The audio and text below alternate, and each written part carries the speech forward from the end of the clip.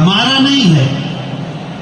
آپ اپنے گھروں سے نکلے ہیں، پوری رات جاگے ہیں، بھوکے ہیں، پیاسے ہیں اور یہاں موجود ہیں.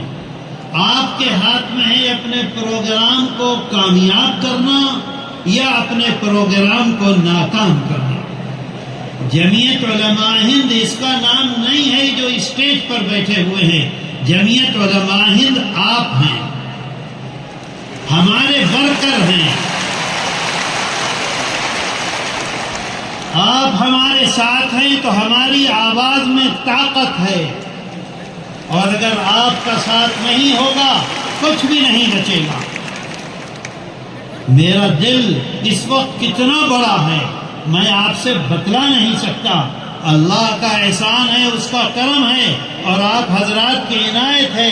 ایک آواز پر آپ سب کے سب کھڑے ہو گئے اور یہاں آ کر بیٹھ گئے. ہمارے قائد نے ہم کو بلایا ہے. میرے دوستو، جمعیت علماء ہند کوئی مقصد نہیں ہے، 4 چیزیں ہیں: اخلاص، استقامت،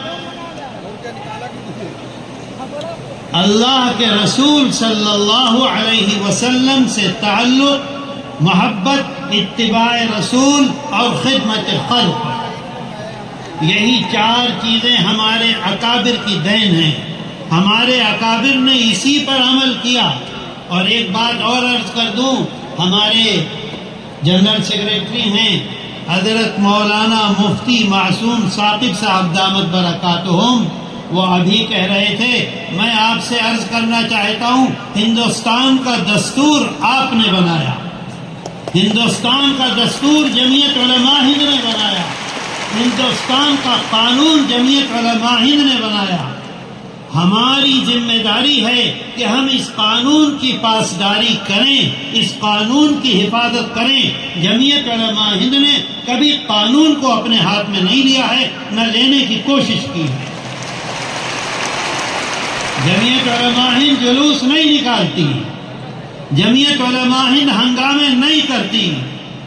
میں آپ سے عرض کروں، آپ دیکھیے، میں گیا تھا ایک مرتبہ کرناٹک میں ایک شہر ہے بیلگام میں، وہاں کے علماء نے ایک مجلس بلائی. مجھ کو اسٹیج پر بٹھانے کے بعد یہ کہا، ہم تم سے آزادی سے پہلے کی خدمات نہیں سننا چاہتے، آزادی کے بعد تم نے کیا کیا ہے وہ بتاؤ. میں نے کہا، میں آزادی کے بعد کی خدمات بھی نہیں بتانا چاہتا ہوں. میں اپنے قائد صدر جمعیت علماء ہند، جانشین شیخ الاسلام، صدر المدرسین دارالعلوم دیوبند، امیر الہند حضرت مولانا سید ارشد مدنی دامت برکاتہم نے آنے کے بعد کیا خدمات انجام دی ہیں، میں صرف اس پر بولوں گا. میرے دوستو، آپ ساتھ ہیں تو ہماری آواز میں طاقت ہے. آپ نہیں ہیں تو کوئی طاقت رہے گی؟ میرے بھائیوں، میں آپ کا بہت احسان مند ہوں. ہم سب لوگ احسان مند ہیں. جمعیت علماء ہند کی قیادت احسان مند ہے، جمعیت علماء ہند کے صدر محترم احسان مند ہے. میں 1-2 باتیں آپ سے عرض کروں، وقت نہیں ہے، نہیں تو میں تفصیل سے آپ کو بتلاتا. ابھی آپ نے پچھلے دنوں سنا ہوگا، آسام کے سلسلے میں جمعیت علماء ہند اور جمعیت علماء ہند کی قیادت قانونی لڑائی لڑتی ہے، قانون کو اپنے ہاتھ میں نہیں لیتی. اس بات کو یاد رکھیں. سن 51 سے جنگ شروع ہوئی. شیخ الاسلام حضرت مولانا، بھائی یہاں باتیں مت کرو، ہٹاؤ یہاں سے. شیخ الاسلام حضرت مولانا سید حسین احمد مدنی نور اللہ مرقدہ، مجاہد ملت حضرت مولانا حفظ الرحمان رحمت اللہ علیہ، فدائے ملت حضرت مولانا سید اسعد مدنی نور اللہ مرقدہ. انہوں نے 52 میں جنگ شروع کی تھی آسام کی. آسام کے بارے میں ہم نہیں جانتے کیا حالات ہیں. آسام کا مسئلہ یہ ہے، اس بات کو ذہن میں رکھیں کہ تقریباً 45 لاکھ کتنے 40 لاکھ کتنے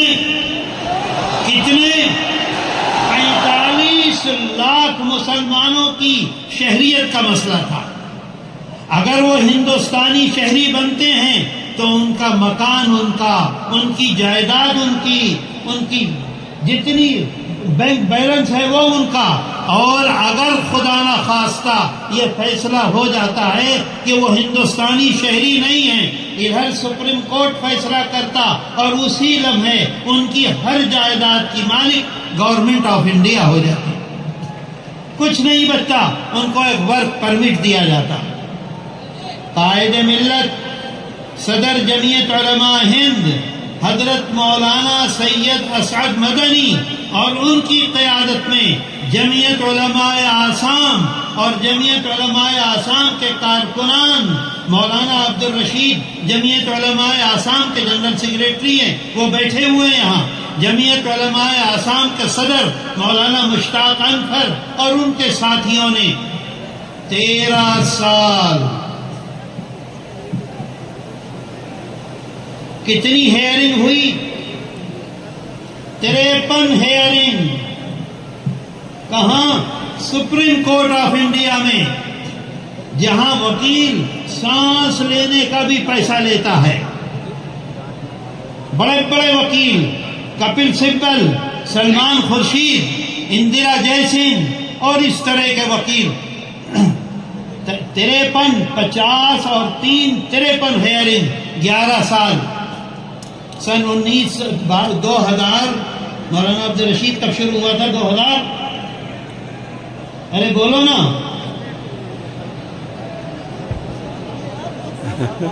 2013 میں 2012 میں شروع ہوا. لڑتے لڑتے لڑتے لڑتے دسمبر 2023 میں آخری ہیئرنگ ہوئی. حضرت صدر محترم نے دونوں ہاتھ کھول دیے، ان کے ساتھیوں نے دونوں ہاتھ کھول دیے. اس کا ڈر نہیں ہوا کہ گورنمنٹ کیا کرے گی، گورنمنٹ کے مقابلے پر آئے. اللہ کا احسان ہے، اس کا کرم ہے، شکر ہے. آپ نے سنا 2 ہفتہ پہلے سپریم کورٹ آف انڈیا نے قانون کی پاسداری کی، قانون کی حفاظت کی. آج ہمارا اجلاس آئین ہند کنونشن ہے، ہندوستان کے دستور، ہندوستان کا سنویدھان اور ہندوستان کے آئین کی حفاظت کرتے ہوئے فیصلہ آپ کے حق میں دیا. آپ کے حق میں دیا. نتیجہ کیا ہوا؟ 45 لاکھ آدمیوں کی زندگی بچ گئی. آپ سوچئے ایک لمحے کے لیے ایک آدمی کے دل سے اگر دعا نکلے گی تو آپ کے لیے اللہ کتنی آسانیاں پیدا کرے گا. میرے دوستو، کہاں تک سناؤں، وقت نہیں ہے.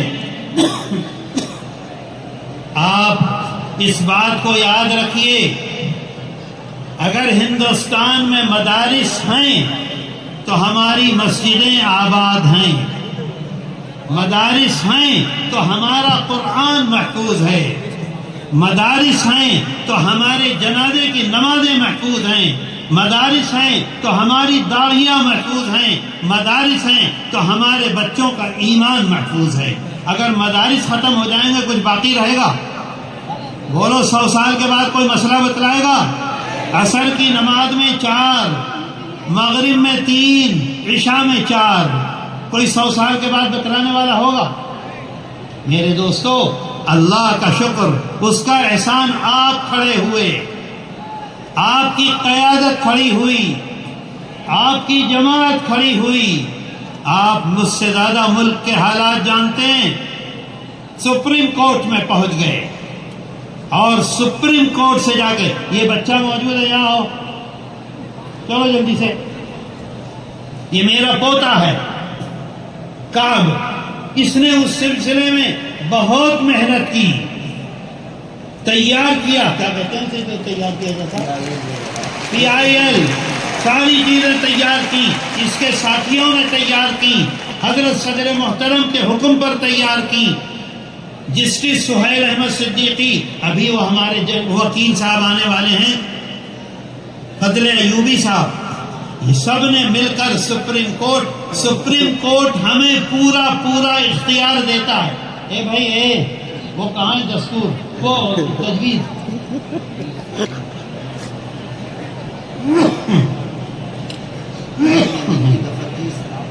میں کرتا ہوں، 1 منٹ.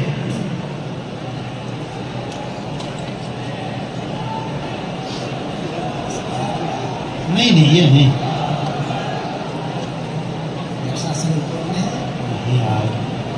ہاں اس میں دیکھو بھائی، اگر حضرت صدر محترم تشریف لے آئے درمیان میں تو پھر آپ آمد تیمم برخاست، پھر میں نہیں بول سکتا ان کے سامنے. اور میں نے ان سے عرض کرایا تھا ان کے خادم سے کہ جی جب تک میں تقریر کر رہا ہوں جب تک آپ تشریف نہ لائیں. اب ممکن ہے آ جائیں. مولانا فضل الرحمان نے بھی کہا ہے بھائی 10:30 بجے آئیے گا. کیا ہوا، آ رہے ہیں کیا؟ اچھا جلدی سنا دوں. دیکھیے آپ ذرا غور سے سنیے، ایک ساتھ یکسوئی کے ساتھ دیکھیے. جمعیت علماء ہند نے کیا چیز، دفعہ 25 26 دستور ہند، آئین ہند کی دفعہ، بس اتنا سناؤں گا، 4 لائنیں. آپ کو اس سے اندازہ ہوگا، آپ کے اندر طاقت آئے گی، آپ کے اندر قوت آئے گی. دفعہ 25 26. برے بھائی بات مت کرو بھائی، سامنے بیٹھ کے بات کرو گے تو کام نہیں چلے گا. آئین ہند کی دفعہ 25، جہاں ایک طرف ملک میں مذہبی آزادی کی بات کرتی ہے، مذہبی آزادی، غور سے سنیے. دوسری طرف دفعہ 30، ملک کی ہر اقلیت کو مذہب اور زبان کی بنیاد پر نہ صرف اپنے تعلیمی ادارے بنانے کا اختیار دیتی ہے بلکہ بغیر حکومت کے مداخلت کے اس کے نظم و انتظام کی بھی ان کو یعنی ہم کو آزادی دیتی ہے. سمجھ رہے ہیں بات کو؟ آگے دیکھیے، یاد رہے کہ مذکورہ دفعات آئین ہند کی پارٹ نمبر 3 کو اس دن جب فیصلہ دیا ہے سپریم کورٹ نے، تو سپریم کورٹ نے یہ کہا ہے کہ یہ دستور کی روح ہے. میرے دوستو، ہمارے اندر جب روح ہے تو ہم زندہ ہیں. روح ختم ہو جائے گی زندہ رہیں گے؟ تو دستور کی یہ روح ہے پارٹ 3، یہ رہے گا تو دستور رہے گا، یہ نہیں رہے گا تو ختم ہو جائے گا. پارٹ 3 میں کیا وضاحت موجود ہے؟ دفعہ 25 نمبر 1، امن عامہ، اخلاق عامہ، صحت عامہ اور اس حصے کی دیگر توضیحات کے تابع تمام اشخاص کو آزادی ضمیر اور آزادی سے مذہب قبول کرنے اور اس کی پیروی اور اس کے تبلیغ کرنے کا مساوی حق ہے.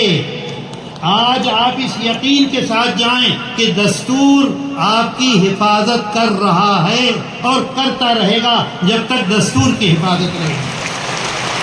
آج جمعیت علماء ہند کی قیادت نے آسام کے سلسلے میں آپ کو بلایا، بتاؤ. مدارس کے سلسلے میں آپ کو آواز دی، بلڈوزر کے سلسلے میں آپ کو آواز دی، ہلدوانی میں اتنا ظلم ہوا، کبھی آواز کو آواز دی، کبھی دی. آج آپ کو قیادت آواز دے رہی ہے. جمعیت علماء ہند کے صدر محترم آواز دے رہے ہیں، کیونکہ آج دستور کی حفاظت کا مسئلہ ہے. دستور موجود ہے تو ہم موجود ہیں. دستور ختم ہوگا، ملک ختم ہو جائے گا. میرے دوستو، ملک کی آزادی جمعیت علماء ہند کی دین ہے. میں آپ سے بتاؤں، گاندھی پیس فاؤنڈیشن کے چیئرمین ہوتے تھے ہمیشہ. میرے والد حضرت شیخ الاسلام نور اللہ مرقدہ کے ساتھ 2 سال نینی جیل میں رہے تھے. ان کا نام تھا ڈاکٹر بشمبر ناتھ پانڈے. ساری دنیا میں تاریخ عالم پر ان کی آخری بات تصور کی جاتی تھی. تاریخ عالم، ساری دنیا کی تاریخ، وہ یہ لکھتے ہیں کہ ہندوستان کی آزادی کی تاریخ جمعیت علماء ہند اور ان کے اکابر کے تذکرے کے بغیر مکمل نہیں ہو سکتی. آج ذمہ داری آپ کی ہے کہ آپ دستور کی حفاظت کے لیے نکلیں، آئیں، اور جب آپ کو آواز دی جائے آپ میدان میں موجود رہیں. بولو بولو بولو. حضرت صدر محترم جو کام کر رہے ہیں، اپنے زمانے میں کتنے مسلمان بچوں کو پھانسی پر لٹکنے والے تھے، ان کو آزادی دلائی کہ نہیں دلائی؟ بولو. کتنے لوگ آسام میں لاکھوں لاکھ لوگ برباد ہونے والے تھے، ان کی حفاظت کی کہ نہیں کی؟ بیٹھے بیٹھے بلڈوزر کو چلا کے برباد کر دیا جاتا تھا. بلڈوزر کے سلسلے میں حفاظت کی کہ نہیں کی؟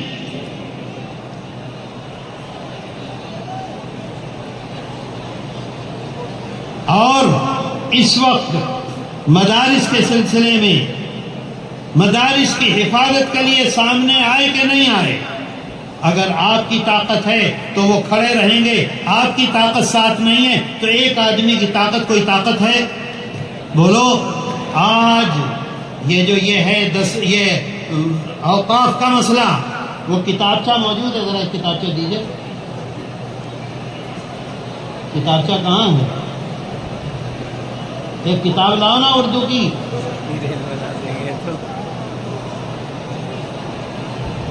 جلدی سے لے آؤ، شاباش.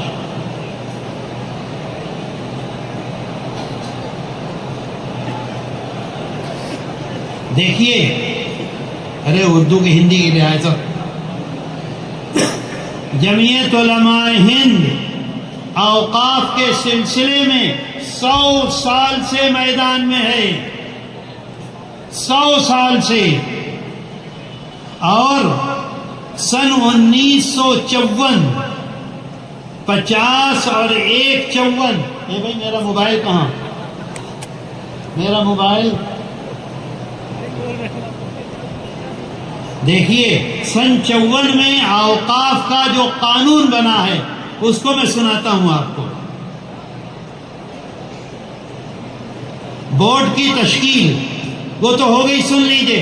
یہ مت سمجھیے گا کہ آج پہلے دن جمعیت علماء ہند، اس کی قیادت، اس کے اکابر اور صدر محترم نے پہلا قدم اٹھایا. نہیں، 100 سال سے سن 1923 سے سن 2024 ہے. دیکھیے، سن 54 میں آزادی کے بعد جو قانون بنا ہے اس میں لکھا ہوا ہے اراکین کی تقرری.